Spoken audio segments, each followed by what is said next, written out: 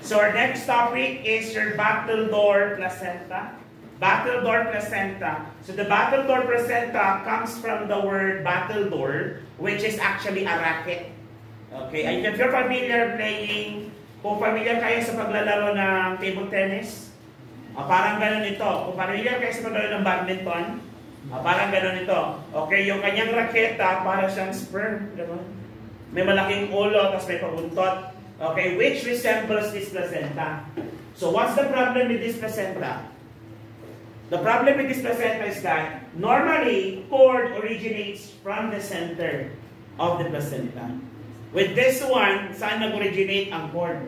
Sa edge, sa gilid. And that was what we call battledore placenta. Simple as that. Let's go with definition. Concept of battledore placenta. Placenta insertion is at the edge with the umbilical cord vessel spreading across the edge of the placenta, resembling the frame of a battledore. Ito yung sinasabi kong battledore. Ayan. So kung yun yung placenta mo, supposedly dapat nasa gitna. But this one, nandito siya. O kaya para siyang battledore. That's why the condition was termed as battledore placenta. Take note that this condition does not always possess a risk doon sa pregnancy. Pwede pa rin mag-push through. Kaso nga lang, mas mataas yung risk niya na mag-develop into other complications, which we will be discussing in a while. Now, what happened here is that the umbilical cord is inserted in the margin of the placenta, just like what you have seen earlier. Again, the cord should be implanted in the center of the placenta, not on the edge or margin. But in this case, it was implanted on the edge or at the margin of the placenta. So that is your concepts of your battledore placenta. Again, the word battledore, it derives from the battledore raketa. It's actually a form game. I'm gonna try to read it. Hindi naman siya related sa nursing. Kaya basta ipakita ko lang yung battledore para ma-justify ko kung bakit battledore ang tawag sa kanya. Ganun na naman ako nag-aaral. Di ba? Ang dami-dami kasi nasa module ba? Minsan hindi ko rin maintindihan. Kaya I really have to go to other resources para mas mag-gets ko yung discussion. Para naman pag nag-lecture ako sa inyo, hindi nakakaya. Binabayaran niyo pa naman ako ng buwan. Napakalaking pera. Mga 5,000 per hour. Challenge! Hey. Kung ganun pala, mag-resign pa ba? Walang ganun. Walang ganun. It's a fake news. Sige, tuloy tayo. Baka maniwala lahat ng mga manood dito, akala na wala akong pera, may mangingi sa akin na. Nung last time na nag-post ako nung, alam niyo yan, yung mga friend ko sa Facebook, nag-post ako noong kita ko daw for yung mga abot ng $5,000. Ang dami nag-message sa akin, no, nangingin ng pera. Hala, akala man talaga na mayaman ako eh. Pati ba naman yung damit ng anak nila sa akin napapabili. Mga anak na daw kasi, hindi naman ako ang ama. Ba't akong pinapabili? Wala pa kasi siyang lampin, wala pa. O bakit ako? Kasama ba ako nung ginawa yan? Wala naman ako nung ginawa yan. Bakit kasama ako sa hirap? It's unfair. Am I right? Ang mga ganun pagkakataon kayo, pag mapapajog-jog ka at mag-jog-jog ka, dapat expected na yung responsibility in the future. Eh sir, gumamit naman kami ng kapote. Regardless, 99.98% yun. Out of 1,000 na dalawang magkakamali. O baka malay mo yung dalawang yun ikaw. Diba? Diba? Okay. Kidding aside, let's proceed. Cause and risk factor. Idiopathic from the word idiot means walang alam. Unknown. Hindi natin alam kung saan nagmula. But is commonly related to these following factors. O magugulat na naman dito. Sabi mo sa inyo talaga eh. May sense talaga sinasabi ni Mr. Pasqua. Mag-asawa ng maaga. Magpabuntis bago edad 35. Kasi lahat ng pinag-uusapan natin since first day. Since first day. Komplikasyon mo yon. Kaya later on, pag nakagraduate na, may trabaho na, nakahanap na ng jowa, lagi mo isipin, sabi ni Mr. Pasqua, ang edad, starting at 26. Kung tatlong gusto mong anak, dapat starting at 26, magbuntis ka na. Para masunod mo yung at least 3 years na pagitan ng anak. 3 to 5 years. Abot?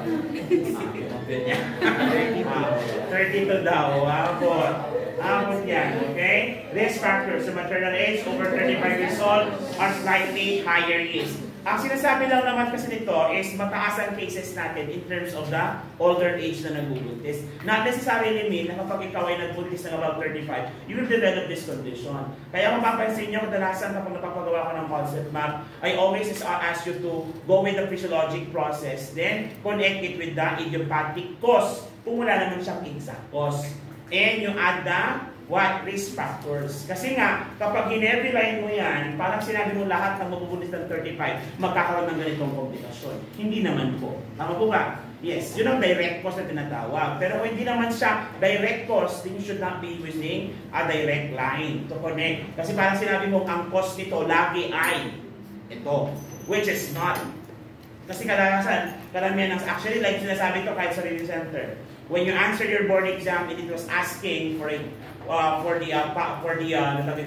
exact cause at wala kang ka-idea, you always answer unknown or idiopathic.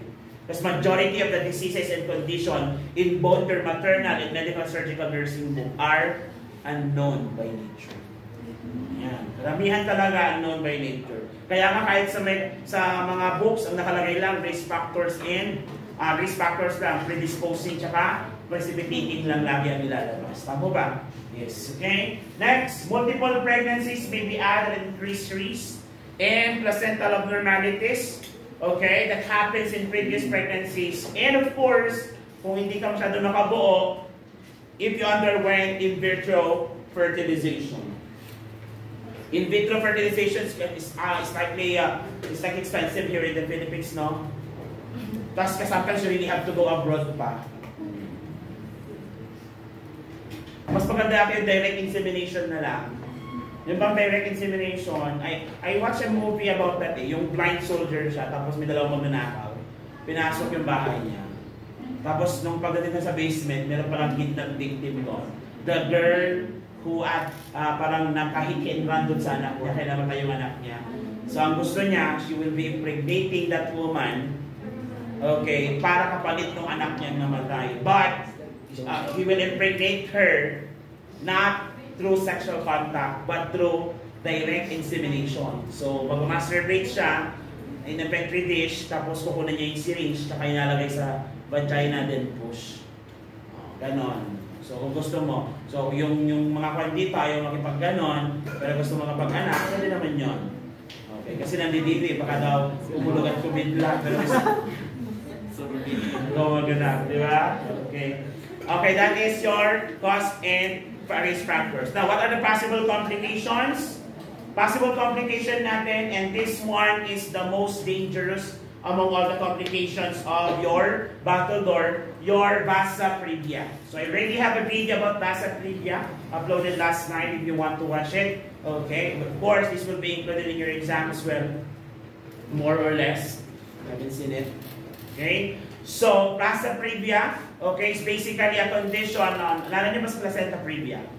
Placenta previa, wherein the placenta is located in the lower segment of the uterus. Supposedly dapat sa taas, tama ko ba? Yes, in this case, ganun din. Okay, si vasa previa, the most concerning reason possible is a possible blood loss. Why?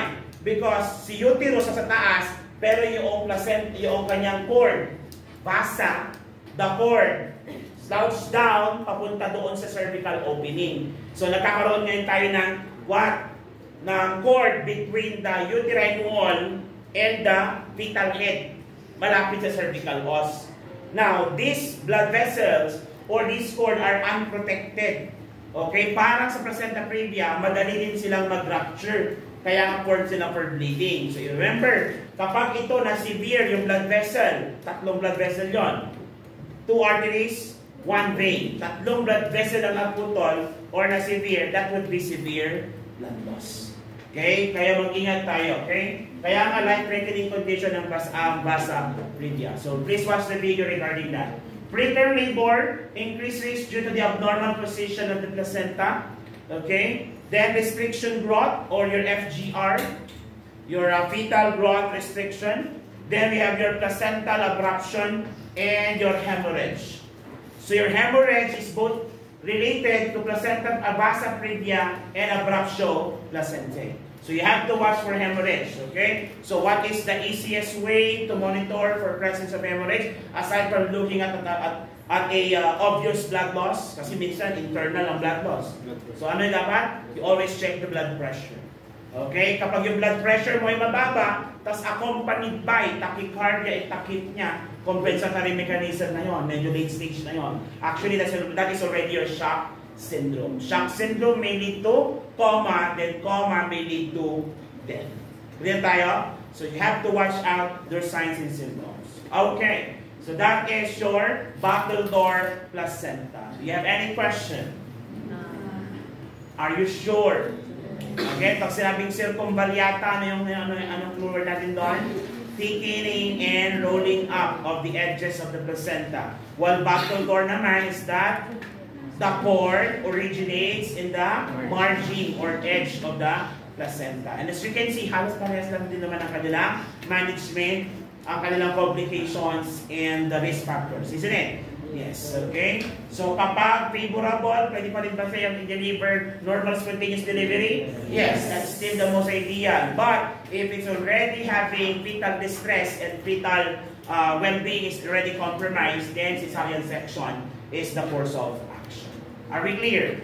Okay, we're done with your Battledore.